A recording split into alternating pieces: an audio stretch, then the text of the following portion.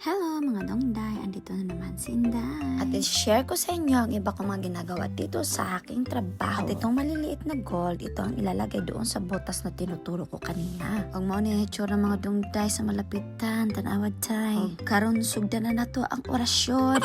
First, ilagay na ko siya dyan, isalpak. Unya mga dongday, magready kong tulog ka gold. Gara gold yun no? Tulog yun na akong kanunay kuhaon. Kaya para sure ball ba naway makalimtan? Para dili ka piso. Kaya kuha mo na ako na tweezer.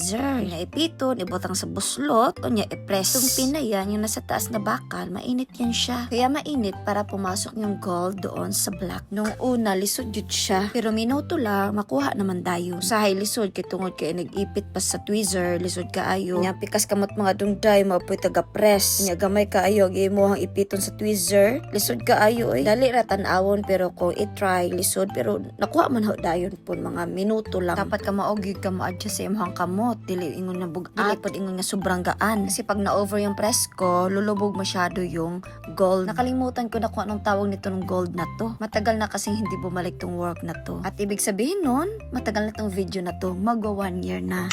Diba? Always like upload si Inday.